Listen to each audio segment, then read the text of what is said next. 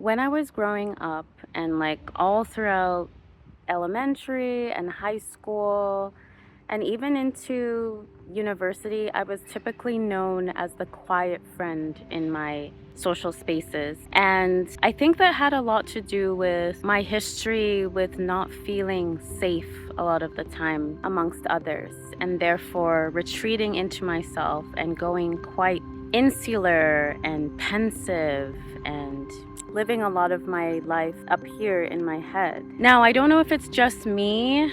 If any of you are known in your friendship circles or just in general in your family or at work as the quiet friend or the quiet coworker or the quiet person, I don't know if it's just me, but oftentimes when I received that label growing up, I did not like it. I felt like it was a box that people forced me into without my permission.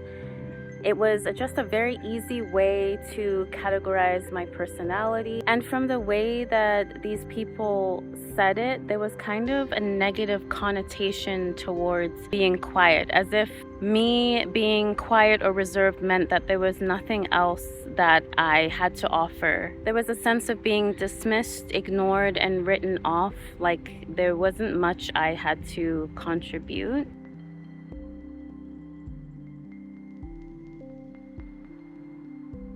And when people would hear about other aspects of my life, like maybe outside of work or outside of that friend group, like, oh, I did this or I said this, and if it was something that was a bit more funny or entertaining or risque or something that expressed more of my extroverted side of my personality, there would be a sense of like, oh my gosh, Emma, like you are like that? Like I didn't know that you would be like that.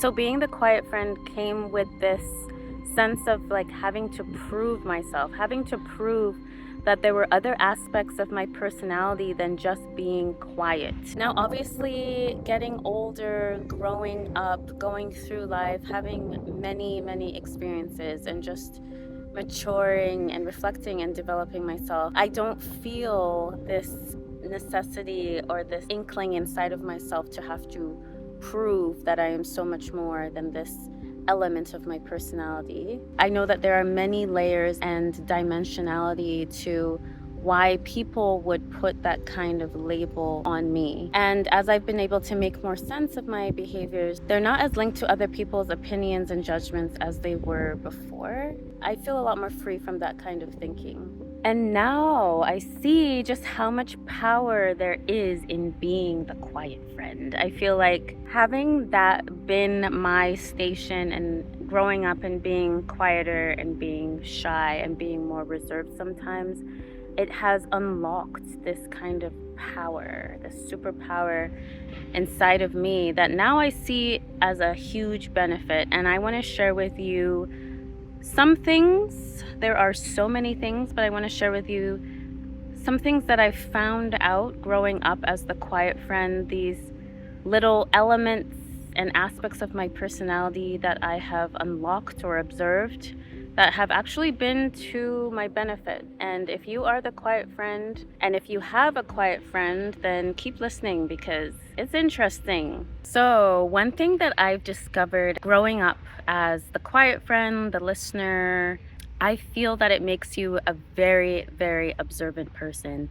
And being someone who is perceptive and observant is a complete benefit. When you aren't always engaged in being the one who is talking, who is outputting, there is so much more you are able to take in, and there's so much you are able to understand about human nature and social dynamics and friend groups. You become a socially smart cookie. You get to understand how people think.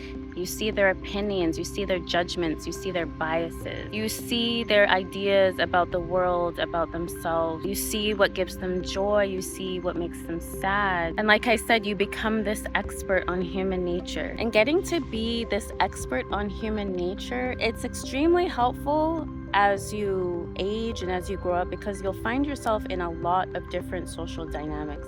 And because you're someone who has been perceptive, listening, taking in rather than putting out, you get to have this social awareness. You get to understand what kind of situations you would like to put yourself in. You come to understand patterns among human beings and how they behave and how they act in terms of, is that someone that I would want to spend more time with? You are able to connect dots a lot more quickly and a lot faster. You are cautious, more cautious, and in a good way. I'm not saying cautious in a way where you just have your guard up. You're cautious in a way that's nuanced, and you're able to kind of see like, if I do that, if I spend time with that kind of person, if I say this in this type of context or in this type of setting, if I do not put up that kind of boundary, you're able to have those types of thoughts a lot more quickly than somebody who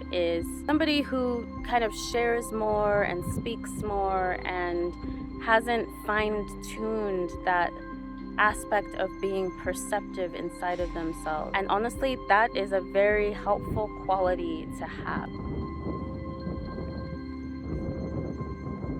As the quiet friend, you discover and see that there's so much in the quiet. There's so much for you there in terms of self-reflecting, being in touch with yourself, developing a stronger inner landscape.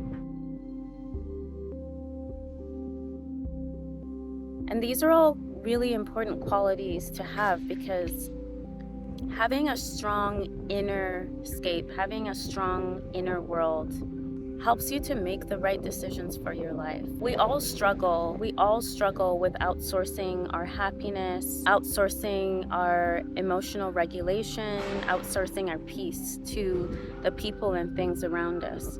And when you have a strongly developed inner sense of self, you quickly come to understand that you need to take responsibility for your own happiness, for your own peace, for your own emotions. Another thing that I have seen as the quiet friend is that you quickly come to be a safe space for the people around you. You get to be more of the safe space because as somebody who is quieter, you are typically a person who isn't quick to give your judgments and ideas and your opinions and your biases and unsolicited advice.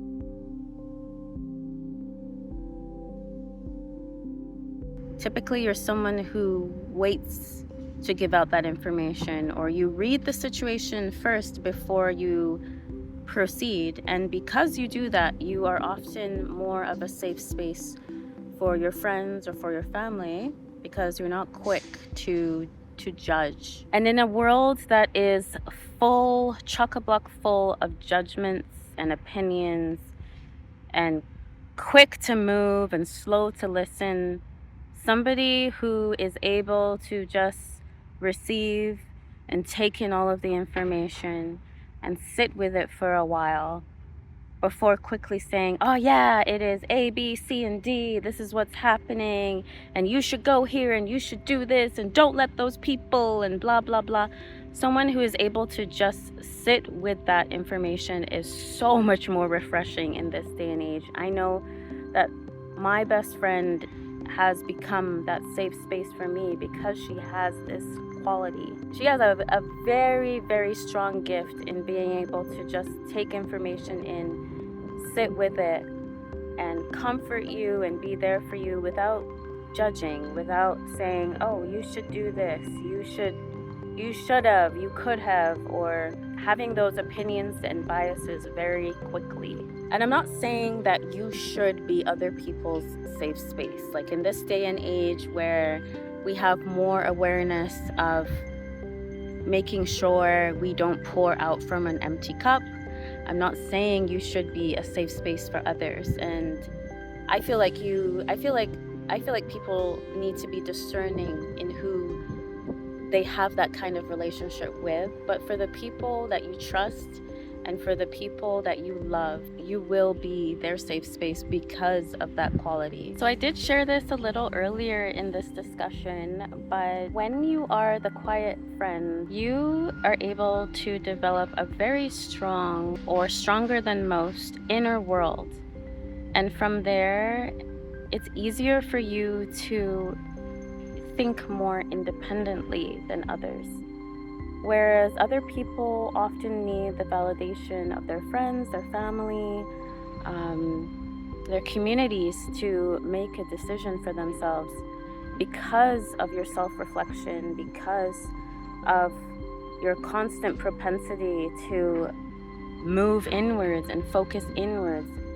You are more likely to trust yourself and make decisions that might go against the flock or go against what the common voice is saying. Therefore, you are more likely to have a deeper connection with yourself, with your thoughts, with your ideas about life, your philosophies, your opinions, your inclinations, and be more sure-footed with the decisions you make. Now, me saying this doesn't mean that there's perfection in this. Of course, there are moments where you may be confused or lost about something, or you rely on the strength of your community or your family or your friends. Like, that is human connection, that is normal, that is supposed to happen, but you will have more independence, or tend to have more independence in your decisions and your thought life and how you move throughout your experiences. And with that, you are more comfortable with silence. You are more comfortable with being alone. I remember when I was in high school, because I felt like such an anomaly, being the quieter one, the more reserved one, quote unquote. Whenever it came to having to connect with people or get into groups, sometimes the teacher would be like, now everybody get into groups, make your own groups. I would often feel scared or nervous or anxious when I was in a class where I didn't have any friends in that class. And now, as someone who has grown and matured, and of course I'm older, when I find myself in those situations, I'm not as panicky. I am more like, okay, let's see what happens. And I think it was years and years of cultivating that independence with myself in terms of being more of the quiet one, more of the reserved one, where I practiced being alone so much that now it's like I'm not scared of my own company. I'm not afraid to sit with myself, even amongst a lot of people. I almost like embrace those moments to understand more about myself in that social setting, or just as a sense of like adventure or excitement of like, okay, well, let's see what unfolds from here. So I feel like this dialogue applies not just as the quiet friend, but even if you just find yourself in situations where you are on the outskirts of a community, or you feel like your voice is not being heard amongst a group of people. My encouragement here is to not immediately take that situation and feel like there is some lack or scarcity there. I feel that there is so much to gain sometimes in being in these positions, and there's so much to learn about ourselves and about other people. As the quiet friend, as a quiet person, we often have that eye for others who are quiet, who are marginalized, who are dismissed, who are put to the side. And we're able to see them, perceive them, acknowledge them. And we're able to find affinity with them, encourage them, and empower them. See something of ourselves within them, and vice versa. We are able to help them feel strengthened because of that. Sometimes being the one who is quiet and has their voice undermined makes it so that you maybe don't have the loudest voice, but you definitely have the powerful one, the one that is filled with wisdom, the one that where eventually people perk up and listen because those words have value. I would love to hear from you. Have you ever been in this position where you are typecast as the quiet friend, or do you put that label on yourself? And what does that look like for you, and what have you gained from it? My name is Imo, and this is my channel, In My Opinion. And if you are interested in more on the fly takes like these, please like this video. Very easy to do. Just click the thumbs up button, leave a comment, and subscribe for more content. Thank you so much for your support. Bye.